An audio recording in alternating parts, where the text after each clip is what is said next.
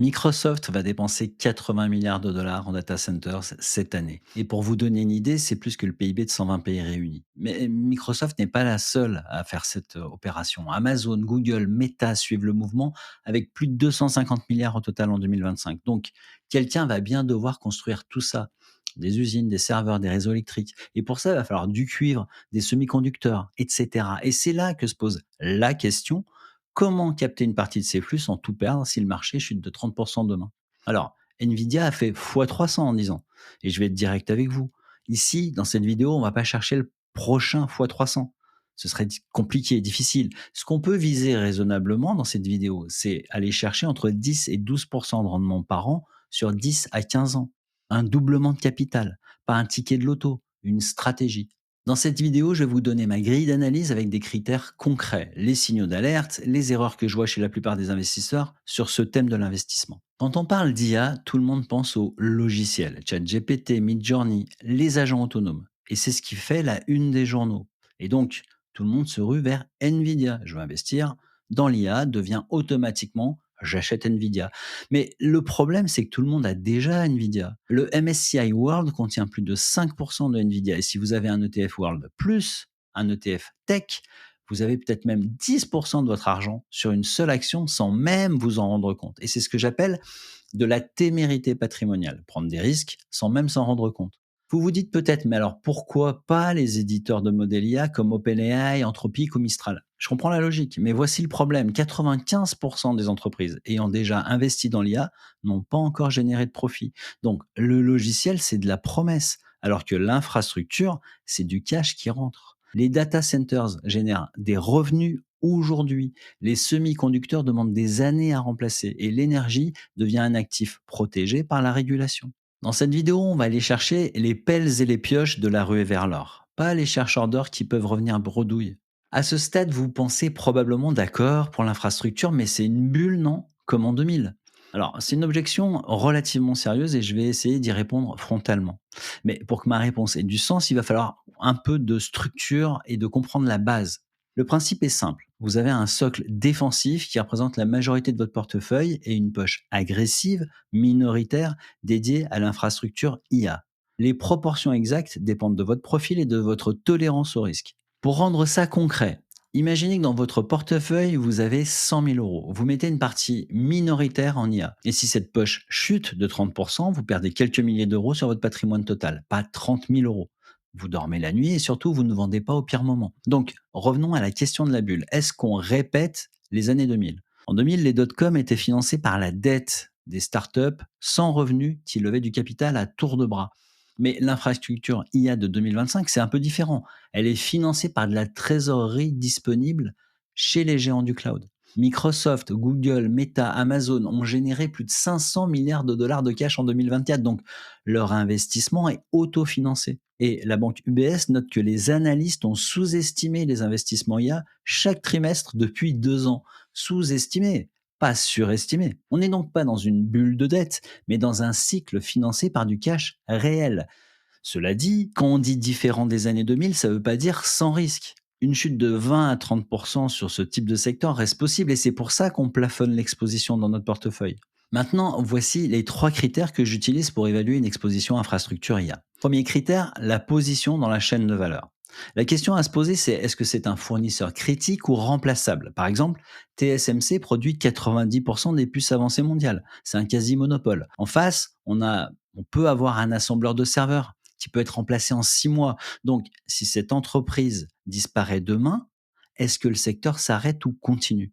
Le deuxième critère, la rentabilité actuelle. L'entreprise gagne-t-elle de l'argent maintenant? Pas dans 5 ans, maintenant. Je veux des marges positives aujourd'hui, pas des promesses dans le futur. Troisième critère, la diversification géographique du chiffre d'affaires. On ne parle pas du siège social, on parle bien du chiffre d'affaires.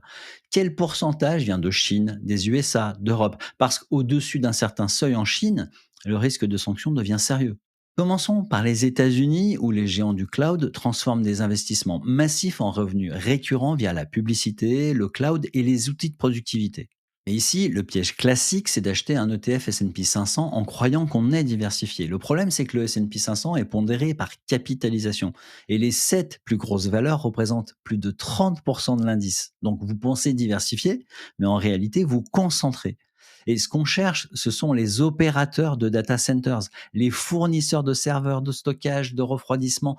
D'ailleurs, les fabricants de systèmes de refroidissement liquide ont vu leur carnet de commandes exploser. Pourquoi? Parce que les puces IA chauffent beaucoup plus que les puces traditionnelles. Donc c'est un problème physique qui appelle une solution physique et donc du concret, des revenus récurrents. On va maintenant passer à l'Asie développée, le Japon, la Corée, Taïwan. C'est là que se trouve la fabrication avancée et les machines qui fabriquent les puces. Et là, vous allez me dire, Taïwan, c'est un risque existentiel. Et si la Chine envahissait Taïwan? Alors, c'est une objection sérieuse, mais voici ce que beaucoup ignorent. La chaîne de valeur est plus large que TSMC. Samsung produit entre 50 et 60% de la mémoire mondiale, et c'est en Corée. Tokyo Electron et ASML dominent l'équipement au Japon, aux Pays-Bas. Et le Japon contrôle 65% des matériaux spécialisés. Donc, un blocus de Taïwan n'affecterait que 15 à 20% de la capacité totale. L'infrastructure IA se redirigerait vers des technologies légèrement moins efficaces, mais toujours opérationnelles. Enfin, il y a la Chine. Et elle se traite en option, pas en pari central. L'opportunité existe parce que le marché domestique est profond et les valorisations sont souvent plus basses en Chine qu'aux États-Unis. Mais les risques en Chine sont réels. Les sanctions ciblées existent. Huawei, la restriction sur les puces avancées, c'est pas de la spéculation, c'est de la réalité géopolitique. Donc, si vous choisissez d'inclure la Chine, vous la plafonnez strictement et vous appliquez une règle simple. Tout changement officiel sur le niveau des sanctions doit déclencher une sortie proportionnée de votre portefeuille. Pas d'émotion, pas de je vais attendre que ça remonte, vous sortez en proportion. Donc ici, la clé, ce sont des règles de sortie définies à l'avance, écrites, non négociables. Alors vous allez me dire, les stop loss, ça vous force à sortir au pire moment. Mais cette objection est fondée sur un malentendu. Pendant le crash tech de 2000-2002, un portefeuille avec des seuils de sortie aurait permis de sortir relativement plus tôt, puis de se rééquilibrer en 2003 au lieu de rester exposé jusqu'à la chute finale. Ici, le principe est simple. On réévalue à date fixe, on exécute quel que soit le bruit de marché, quel que soit ce que dit votre beau-frère au dîner de dimanche. Pour les déclencheurs événementiels, c'est la même logique. Des nouvelles sanctions américaines sur les émetteurs chinois, sortie de la composante Chine. Une confirmation gouvernementale d'un conflit armé autour de Taïwan, allègement de l'exposition Chine. Des nouvelles restrictions d'export sur les équipements critiques, réduction ciblée. Et on ne réagit pas aux rumeurs, seulement aux textes officiels. Donc, les signaux d'alerte à surveiller, il y en a trois. Un ralentissement des commandes d'équipements sur 2 trimestres consécutifs. 2, des marges TSMC en baisse significative ou des annonces de surcapacité de data center. Maintenant, soyons honnêtes sur ce que je ne sais pas. Je ne sais pas si les géants du cloud vont maintenir ce rythme d'investissement au-delà de 2026. Je ne sais pas comment la régulation européenne va impacter l'accès au modèle américain. Je ne sais pas si l'IA va devenir une commodité à marge faible dans 5 ans. Ce que je sais en revanche, c'est comment me positionner pour profiter de plusieurs scénarios sans tout perdre si je me trompe. Et je vois 3 erreurs récurrentes chez les investisseurs IA en ce moment. Première erreur, tout miser sur les éditeurs de modèles. Les marges sont sous pression parce que DeepSeek vient de sortir une version qui réduit les prix par 50. Ce que vous payez 20 000 euros par mois aujourd'hui pourrait coûter 400 euros demain. Deuxième erreur, ignorer le risque de concentration. Le MSCI World a déjà plus de 5% sur Nvidia et si vous ajoutez un ETF tech, vous doublez potentiellement cette exposition sans vous en rendre compte. C'est de la témérité patrimoniale.